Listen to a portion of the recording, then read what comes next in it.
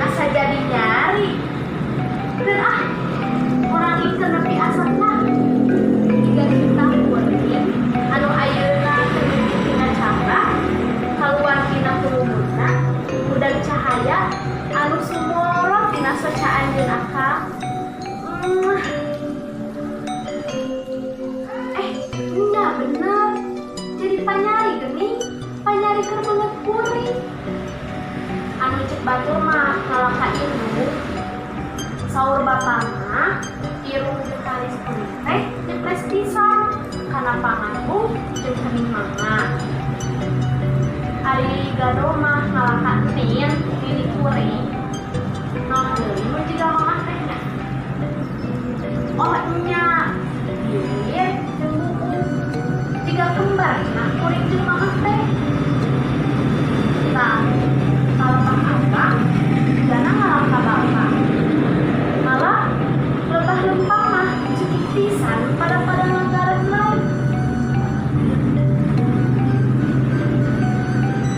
saur Mang Omen mah kuring teh fotokopian bapak ari bapak nyati saha deui ari lain ti bapana deui mah aki kuring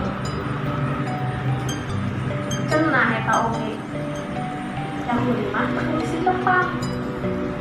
anjeunna kabujulan kumpul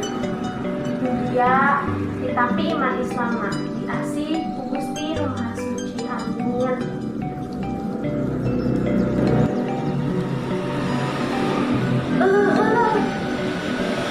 Saha anu kalaluar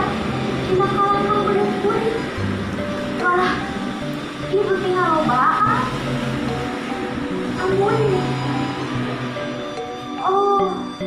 hati ayeuna mah karena tina diri kuring teh aya mama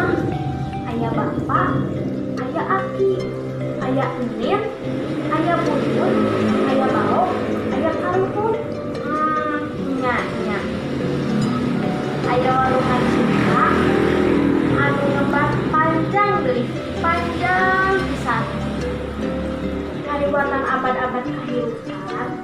eta walungan ngocor di Rama Adam jeung Ibu Hawa terus ka Karbun kaniri aki ka indung bapak terus ngamuara dina diri kuring nya muhun cinta aranjeun teh dina diri kuring anu insyaallah hanya kadeudeuk aranjeun baris ditiara ku kuring walungan cinta aranjeun anu ngamuara dina diri kuring moal di kotoran moal digeugeuleuh Gusti ngabdi ngajarin ka diri abdi ayeuna hate kuring keur menjeunna bunga